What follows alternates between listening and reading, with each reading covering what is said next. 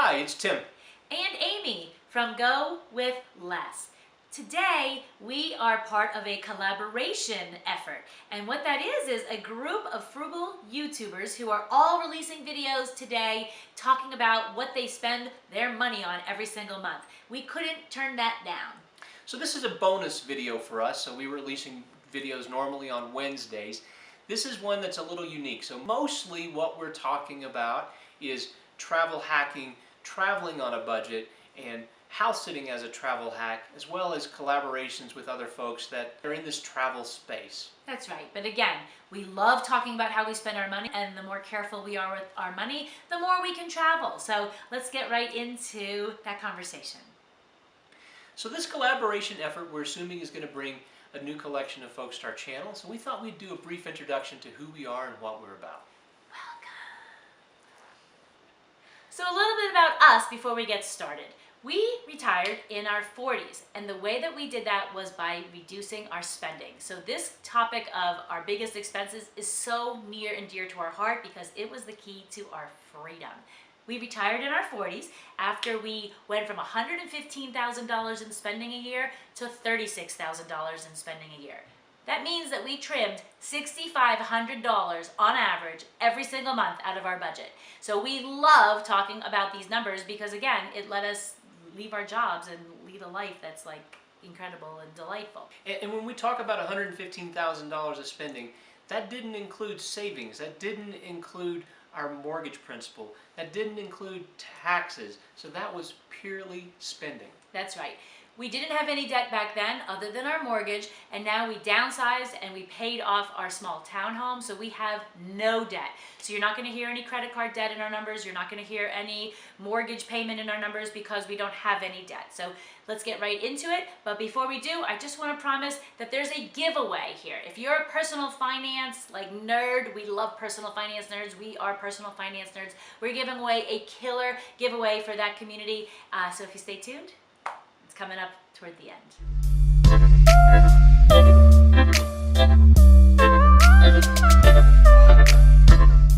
Our biggest expense every month is not a sexy one. No, it's not. So it's $770 a month that we spend on our health. And so that includes insurance, that includes visits to the doctor, that includes visits to the dentist. Things that aren't covered by our deductible. We have a very high deductible health plan. Yep. So something to note though is that we are going to wipe away $300 of that monthly expense. We're hoping to wipe away $300. We expect to wipe away $300 a month of that expense because of ACA subsidies that we intend to get back in April of next year. For a sort of strange reason that we won't elaborate on a ton Actually, I'm here. going to elaborate on just a minute. Elaborate. So we had the Affordable Care Act the past 2 years and we loved it. There had been some changes to the plan that we used, and all of our doctors were no longer part of it, so we switched to another provider that was low cost. Turns out that provider, even though it looked like all their doctors were accepting new patients, when it came time to make appointments, none of them were accepting new patients. And so from January to September, we didn't go to the doctor at all. We had annual appointments that we missed, time for annual appointments. We didn't go because we couldn't find doctors. So I'm going to be dumping that ACA plan now and at the end of the year, and we moved to Liberty Health Shares because we're able to pick our doctors. But in the meantime, that means we're going to have 2 different health providers this year. So we also want to make it clear that we are not complaining in any way, shape, or form about the ACA. So the ACA, for us, has proven to be an amazing thing.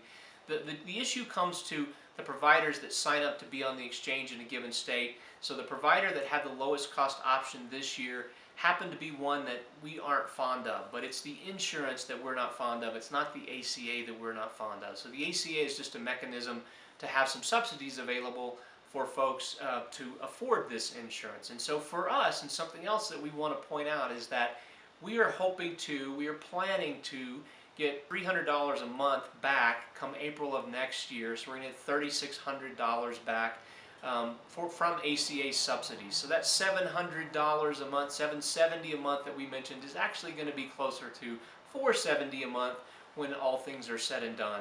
But for now, we are paying $770 a month for our health as a whole.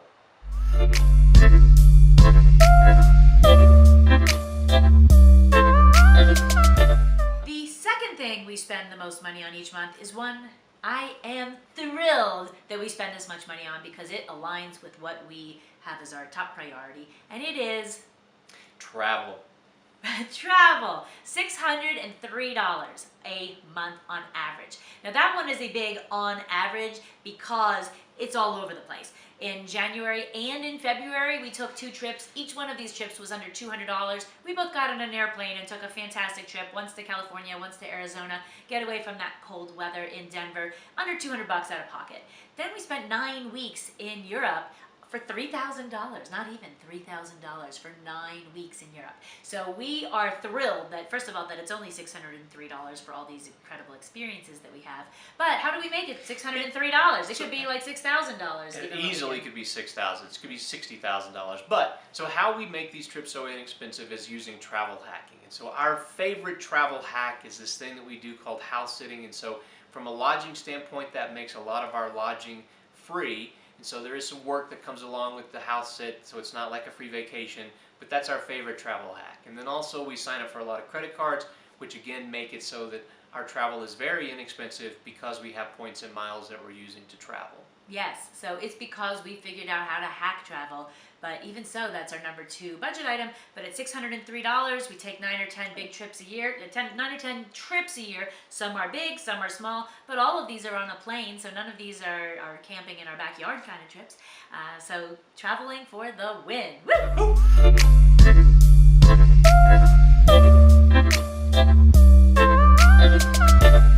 Our number 3 biggest expense is going to be groceries and dining out, as well as alcohol, whether that's out or at the grocery store or at a liquor store. Those all fit in this one category, and we spend $419 a month on those activities. I think that's actually pretty good. In the past, we spent like $12,000 on these things. In a year, obviously. Oh, in a year, that's right. So it was 1,000. So to go from 1,000 to 419, that's pretty good. And we've been cooking amazing things at home. So we're never eating anything like ramen. Fancy ramen out I like, but I don't like the little packets of ramen. So we are not starving. We're not starving. But we're making really great stuff at home. And so, yeah. Groceries and dining, number 3. We found a lot of ways to save on that. Just as a heads up, we do have 5 videos about how we save money on groceries. I'm going to link those down below, but none of that is with coupons. We're not big coupon people. We're also going to mention that that's for like 2 1/3 people. So my daughter is here part-time, and so we're going to say that it's not just there's more than 2 of us in the household that number covers. Yes.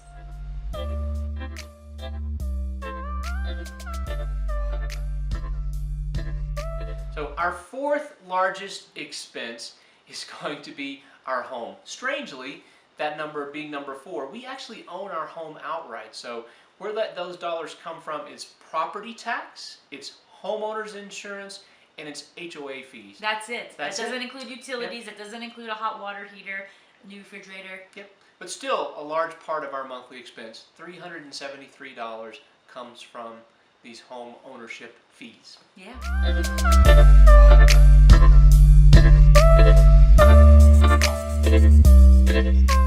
Next, we're at number 5, and that is stuff related to our cars. We don't have any car debt either, so we own 2 cars outright. One of them we barely use and will be selling kind of quickly, but that does include registration on both cars, insurance on both cars, gas. Nothing exciting, but I don't know if you're noticing, insurance is coming up in our top 5 categories. Insurance is in 3 of those top categories, which is kind of a killer. Yeah, I guess to that point, insurance really is our largest expense. It's just broken out into a variety of categories, but far and away, insurance is our largest monthly expense. Which really stinks, but I guess we have to have it because we want to protect our assets, but holy cow, insurance is what we spend the most money on. Talk about unsexy.